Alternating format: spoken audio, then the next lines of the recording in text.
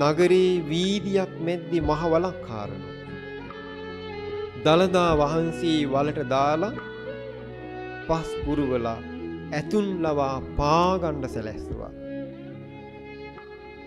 බලමු ඒ වෙලාවේ මොකද උනේ කියලා. වීදිය මැද මහ වලක් තනනවා.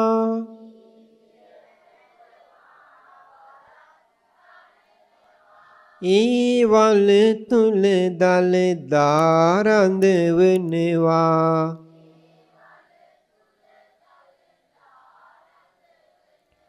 පස් පුරවා ඒ වලද වසනවා.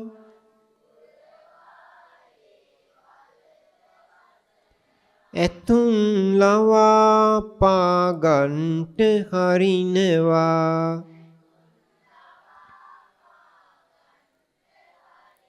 බුදු සසුනේ අසිරිය මතු වෙනවා.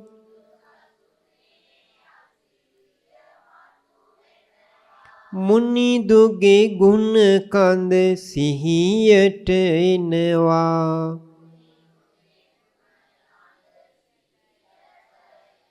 සැමනිත් තුල කඳුලැලි උපදිනවා.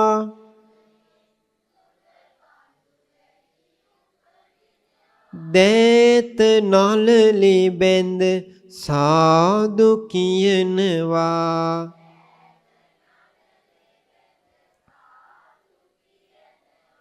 රිදී සකක් ලෙස නිලුම් පිපෙනවා.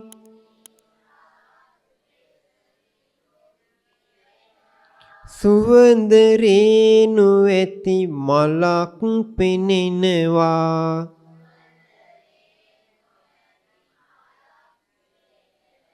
ඒ මල මැද බුදු රැස් විහිදෙනවා.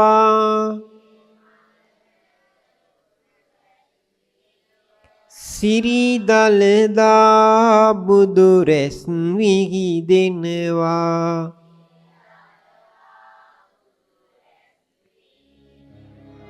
පින්වත්නි, මෙතරම් ප්‍රාතිහාර පාපු ධාතුන් වහන්සේ නමක් නැහැ බුදුරජාණන් වහන්සේගේ. පොළව ගැඹුරට හාරලා දළදා වහන්සේ දාලා පස් පුරවලා ඇත්තුලවා පෑගිවා. ඇතුන් අයින් වුණා විතරයි. ඒ වල මදින් රියසකක්සේ නෙළුමක් පිපිලා නෙළුම මැද්දේ සුදු බුදු රැස් දාරා විහිදුවමින් වැඩ සිටියේ වාම ශ්‍රී දළදා වහන්සේමයි. අපි පුංචි කාලේ දැකලා තියෙනවා බෞද්ධ කොඩිවල නෙළුමක් මැද්දේ දළදා වහන්සේ බුදු රැස් විහිදුවමින් වැඩ සිටිනවා.